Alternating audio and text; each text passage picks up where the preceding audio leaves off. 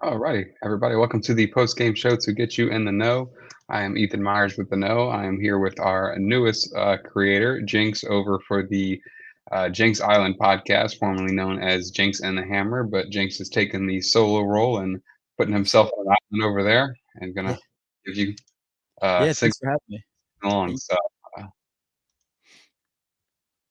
thanks for having me. Yeah, no, I appreciate it. Break coming out, just Saints disappointing loss. So I'm excited to break it down with you for sure. yeah, disappointing is an understatement because it's the Panthers um, coming in the worst ranked team in the league, like Mhm. divisional, everything, like they're just the worst. And they start Bryce Young again, and Yeah, we've kind of had Bryce Young's number since he was a rookie, and it just didn't look like we did. And he didn't even have that great of a game, right? Like he threw for 26 times, one touchdown, one interception, 171 yards. Like that's not a very good game. So you yeah. didn't even really let Bryce Young beat you, and the Panthers still beat you. So how do you feel about that? I mean, here's my thoughts with it. So Derek Carr comes out, and I just saw Dennis Allen just said in his press conference a couple of minutes ago that Derek Carr looked rusty. And yes, he's been out for 3 straight weeks. And then yes, you obviously lose Derek Carr or Chris Olave in the first quarter. So it did hurt a little bit having those guys out. But I think they were trusting Derek Carr too much in this game from my standpoint, because you want to run the ball a little bit more than they did, at least at the end of this game as well. You see, I mean, obviously Alvin, Taysom Hill, they're running the ball very, very well against this Panthers defense. And that's what we saw week one as well. And then to come into this game when you lose Chris Olave, things like that on the final drive, and then the few drives prior as well, they were kind of trusting the pass a little bit too much. And I just thought that showed all I needed to see with Clint Kubiak and Dennis Allen as coaches. Yeah, I think I thought it was interesting, and one of my keys to the game last week was, this might be Spencer's last start, right? Depending on how things go, like Yeah. it's time to just kind of open up the offense to him. He had, 1.5 games at that point, and it's like, or two, 3 games, whatever it was, across 11 days. It was an insane, thing for his first start. But Yeah. at that point, if you're not quite getting it, then maybe it is time to just like look at Jake Haener as that backup at that moment, Mhm. But I would have liked to see him that last game open it up. I think the season was really a wash probably 2 losses ago based on how we've been playing. So I was kind of a fan of just opening up the playbook and seeing what Spencer had. But then Yeah. on the flip side, during the game, the announcers highlighted the fact that Derek Carr didn't look comfortable on some of the deeper throws that he threw. And even Mhm. that one over the middle, I think it was Cedric Wilson who pretty much caught it off the ground.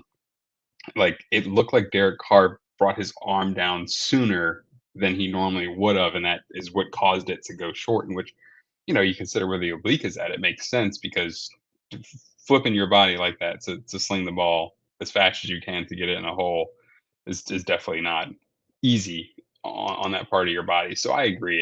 I mean, AK having 26, or 29 carries, like he pretty much carried the rock the whole entire time. But Jordan Mims looked good when he had the ball. Taysom Mhm. looked good. So the fact that those guys both had, you know, 10 touches total and AK had 29, I think you definitely could have, or even lean into short play action plays. I don't know what happened to the Yeah. play action. Maybe Carr wasn't comfortable shifting around. I don't know, but it felt like something was definitely missing from the offense, and I couldn't quite pinpoint it. Yeah, and I think you bring up a good point with the play action. I mean, we were the first 2 weeks, obviously, we were running that at such a high rate, and then the last few weeks, we go away from that without Derek Carr, so it makes sense. But then when he comes back and you're still able to run the ball at such a great level, you should be able to return to that play action, and they just did not seem to trust it at all. Clint Kubiak was not trusting that, and I think it also showed me a lot in 4th and 1 when they don't go for that towards the end of the game. You're putting a lot of trust on your defense that hasn't won us a game all year. You saw Eagles, Falcons, they choked the game away. And then Yep. you come out and you're putting them trust on them again in this one. It's like why they hadn't stopped the Panthers well the drive prior, right? Or a couple of drives prior when they did score and they took the lead with Hubbard. It's like the defense is not playing well in this game. They're not tackling well, which Dennis Allen said, "Hey guys, let's get to the fundamentals here." And then on 4th and 1, you're able to run the ball all game. Just run it down the middle. Just get the first down, and you can go and score. And Dennis Allen or Clint Kubiak, whoever wanted to make that decision, didn't have the trust in him to do that. So it blew my mind, and I think they were playing Yeah. scared too. No, I agree absolutely. I think, I kinda told you my takeaways before we hopped into it that, we barely kept up with the Panthers, and then we lost to the Panthers. Yeah. Carr looked okay is the best that I can say, and glad to see Hill back, but I wanna pinpoint on that last one because of what you said, like, you're 1 yard. How many Mhm. times in the Saints' history has Taysom Hill not gotten you 1 yard? I can understand if he was still out or if he was just off of 1 game, but, like, I think the season's on the line at that point, Yeah. like, this is I think this was the last game to even have a chance at Yeah. postseason, and that's a small chance, and I think you kinda gave it away at the end there, but, that was an interesting decision. I think there was a couple of interesting decisions, like, for instance, the 4th and 4, and Mhm. Alvin Kamara was the only guy running within Yeah. 3 yards of and he was on this side of the 1st down marker, Yeah. so it just didn't a lot of questionable things, but speaking of questionable things, we'll hop into the next point of, do you think it was a hospital ball? So I have like a 50-50 take on this. So yes, Derek Carr, it was a hospital ball, but I think it's because of the placement of the ball. If he threw it low, like I think the choice to throw it to Olave was correct in this situation because Olave did have the inside leverage on the corner, and there was a gap between the safety and the corner as well. But he put it 2 feet like too high for Olave. Olave jumped and couldn't even tip the ball up in the air or anything. Like he just whiffed.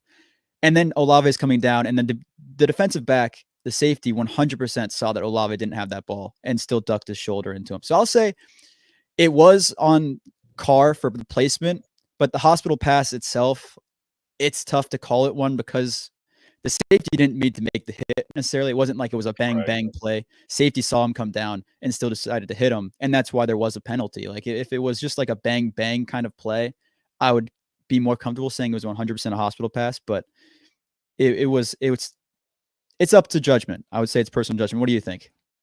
Yeah, I think I lean towards yes, primarily because I think the only way that doesn't result in some type of big hit or unnecessary Mhm. roughness penalty is by throwing it low. But Yeah. at that point, technically the safety could still come down on Olave if he wanted to. He could come from the back. But I think if you look at the route that Olave was running, that like you said, he had inside leverage, and Mhm. so that's a ball that if you're leading your receiver, you're going to throw more inside, Yeah. and that would have set up possibly a legal hit Mhm. against Olave that would have been pretty gnarly. So Yeah. it's almost like he threw it away with the intention of overthrowing Olave, but Olave tried to do something with he almost had time to stop and jump straight Yeah. up. He Yeah. wasn't, like, running and diving?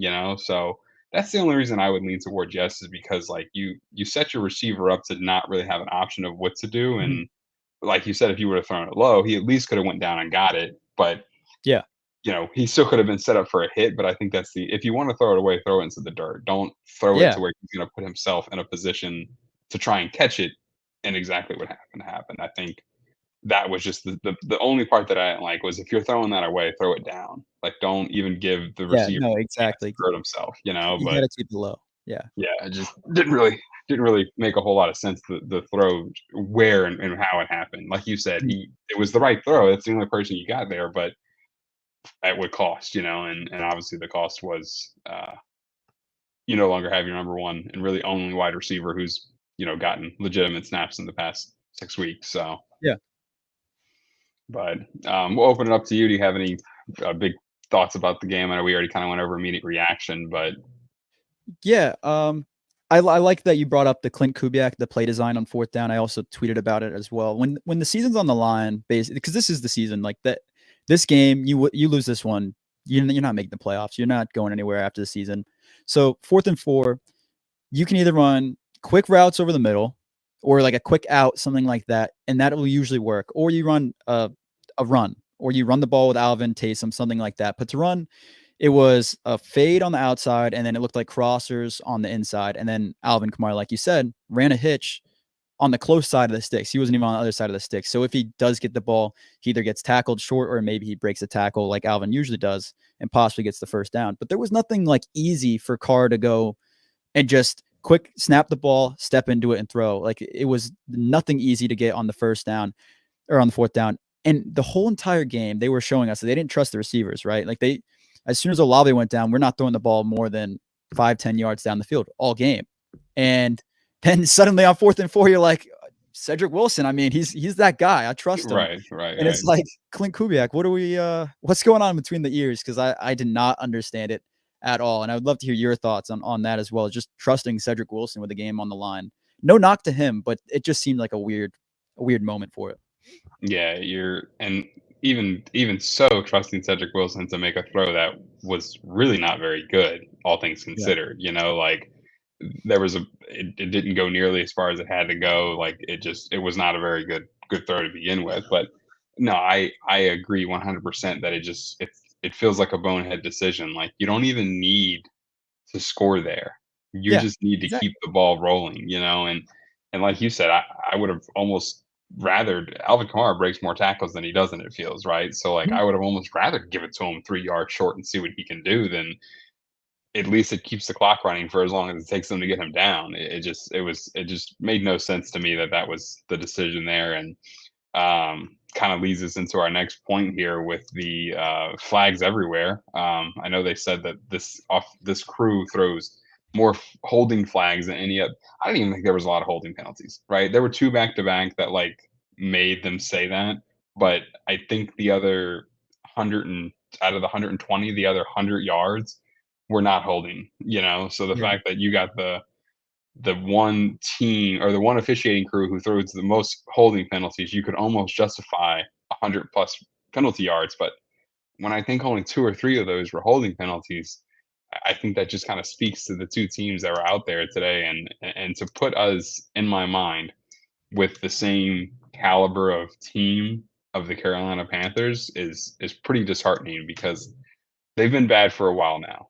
They've had practice at getting Yeah. bad, and when you're 10 for 109 and 6 for 55. That's 16 penalties. Some games don't even see double digits, let alone one team having double digits. Yeah. So I think that just kind of speaks to where we're at as a team in between bad decisions. Like, you know, you might as well have ran four verticals on that 4th and 4, Yeah. the way the play design was, and getting into other things like the penalties and it's rough. It's Saints football, unfortunately, I think, at this point. Yeah, and I think that comes with the DA brand, like the Dennis Allen coaching is there's been penalties every single time the game's on the line for this team, it seems under Dennis Allen. And then also, I will say, like, I just think it was the only touchy issue with the penalties this game were towards the end when they called pass interference on Demario Davis for it was a close call. Like they're gonna call that sometimes, but a lot of times I feel like that does not get called because he didn't make contact. He just didn't turn around. He just kind of put his hands Right, up and didn't turn around. And then you go to the next series where that throw to Cedric Wilson. Yes, the ball was behind, but Cedric Wilson went up for it, and the DB kind of turned his head, but he still ran into him before the ball was there. So it was like you could have called that one too. They didn't, obviously, but it didn't really matter. The play shouldn't have been called. But you're kind of going ticky tack. And then the horse collar and Alvin that they missed as well was a little bit. You're calling all these flags on the Saints that are they're going to get called because the Saints do hold sometimes. And then we have these moments where we just can't not get in our own way. But that was a horse collar on Alvin. It was pretty blatant that even the announcers saw it from the sky booth. So it was instant. Like, how are you going to call that, but not this for the Saints, which was a little right, bit right. iffy. But like you said, 10 penalties, 6 penalties for both teams. Like that's a lot of penalties both ways. And I think it just comes down to coaching. Both teams not being coached well week in, week out. Yep, yep, absolutely. I think, the horse collar, I think the only like saving grace on why that wasn't it's kind of like a face mask. Most of the time these officials really don't see a face mask Mm. happen. They see the reaction to the face mask because when your Yeah, head gets jerked around, you're going to bend in a certain way that doesn't look natural. And unfortunately, I think Alvin Kamara's balance is that guy yeah, was pulling. You could tell that yeah, he was bending his arm, but Alvin Kamara didn't lean backwards.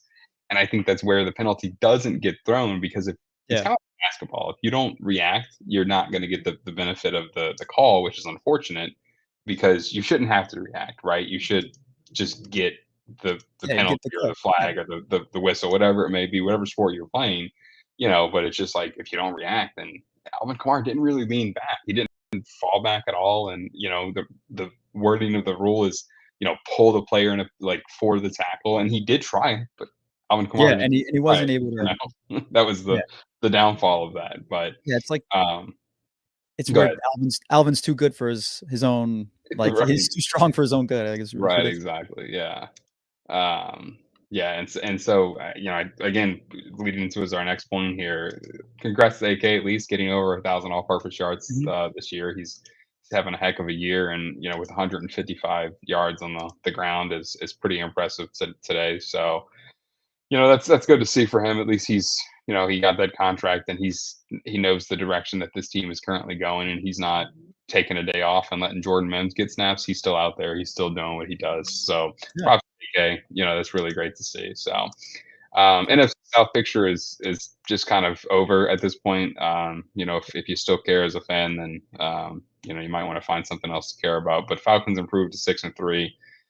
Buccaneers lost, and so they go to 4-4. Saints and Panthers 2-7. So at this point, there is realistically, I don't really believe any way that the Saints find a way to make it into the playoffs.